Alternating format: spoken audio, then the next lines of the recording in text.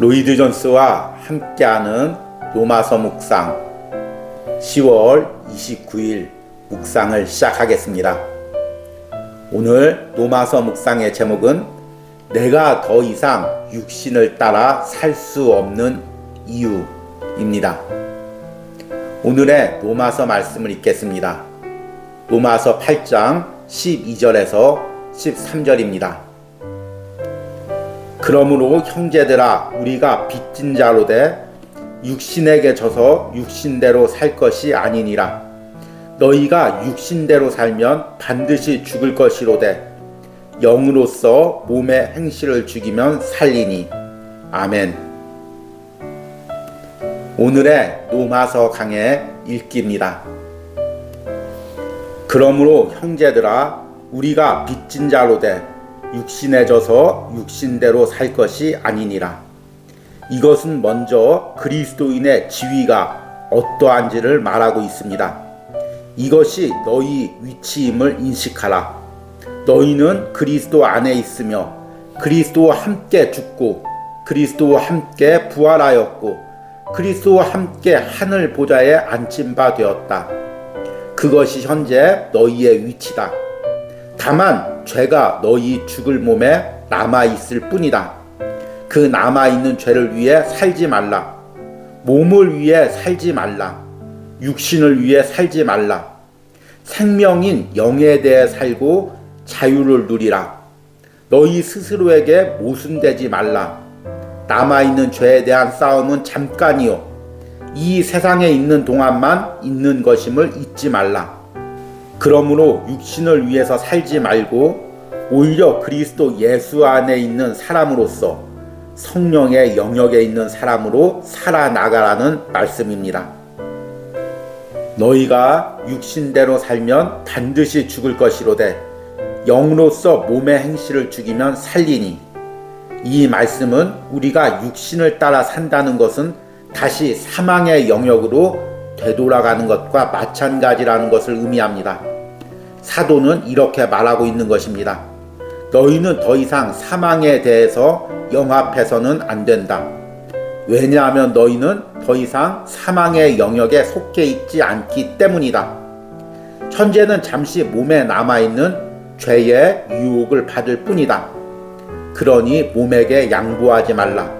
그것은 죽을 몸이다.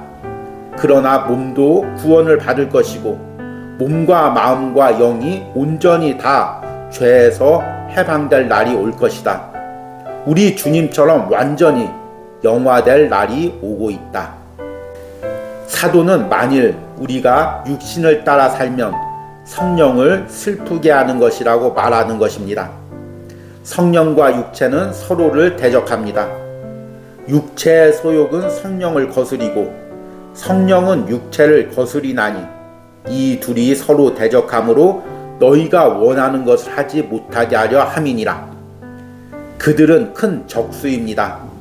그러므로 하나님의 성령이 우리 속에 거하시는 것을 깨닫는다면 우리는 즉시 육신에 따라 살아가는 것이 우리 속에 거하시는 성령을 슬프게 한다는 사실을 깨달아야 합니다. 아멘. 오늘의 로마서 해석입니다. 우리는 어제부터 로마서 8장 12절과 13절 말씀을 읽고 이에 대한 묵상을 시작했습니다.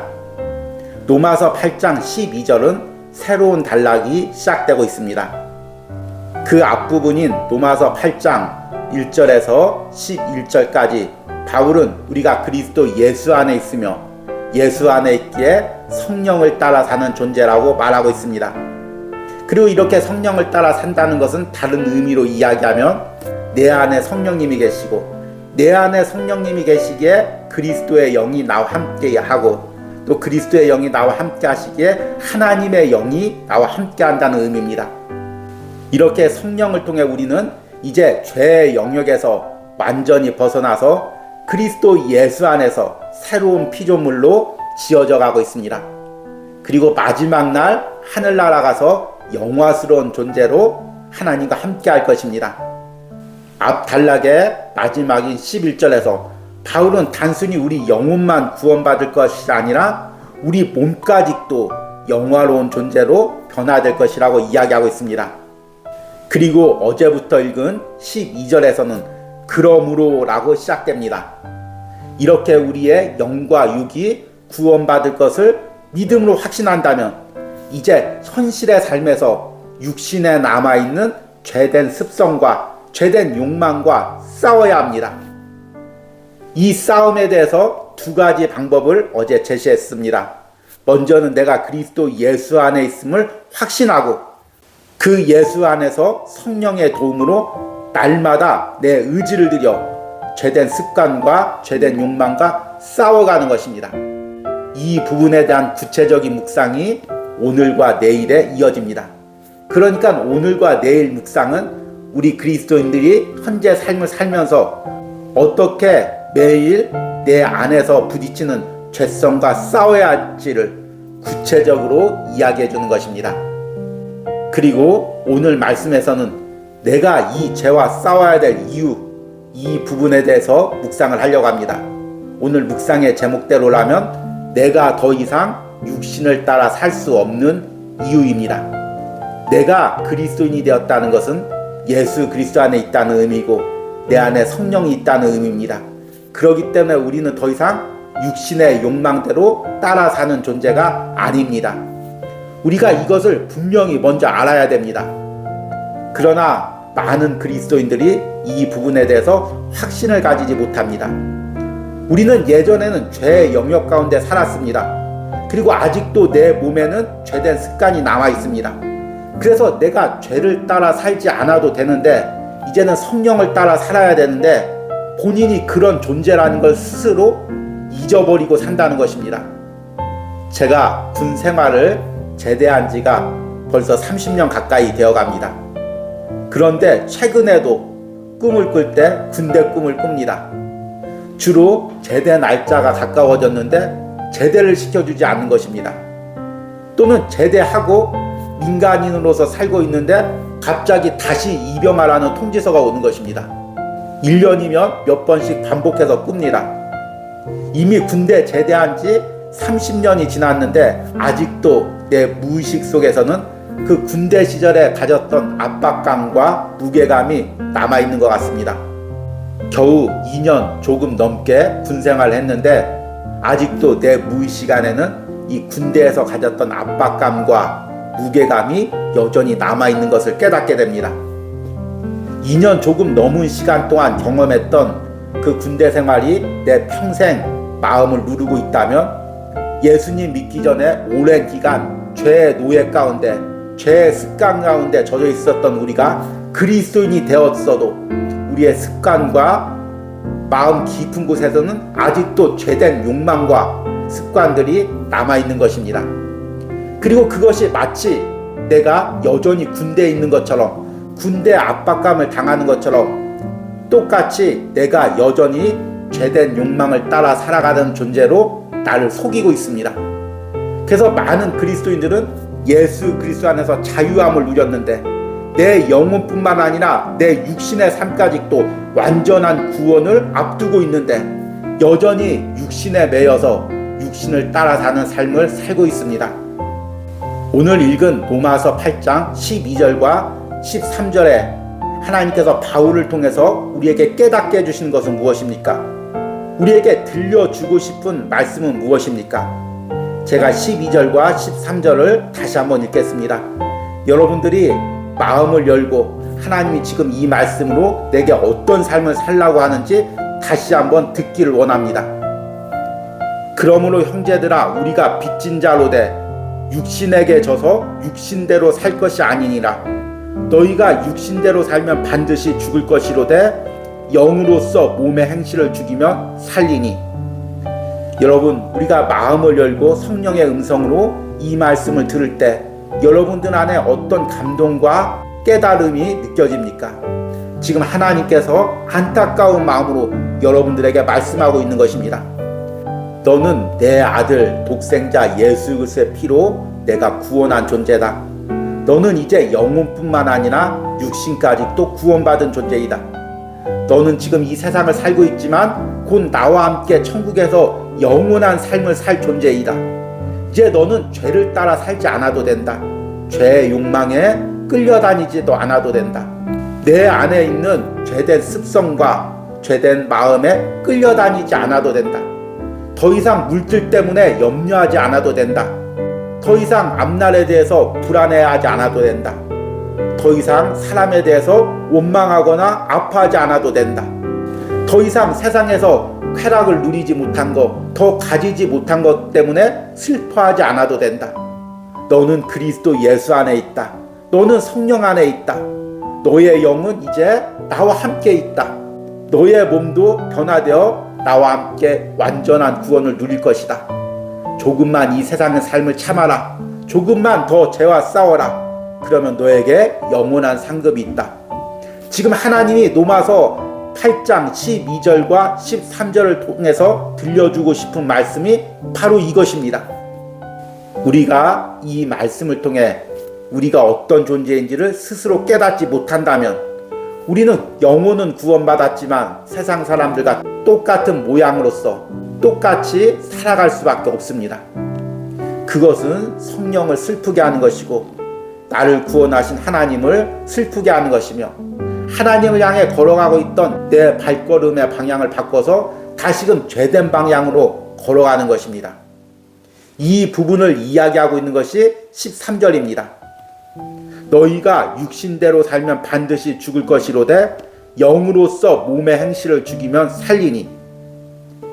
우리는 그동안 로마서 말씀을 통해 하나님께서 한번 구원해 주신 영혼 그리고 그 안에 성령님이 있는 사람은 하나님께서 끝까지 그 구원을 이루심을 말씀을 통해서 들었습니다.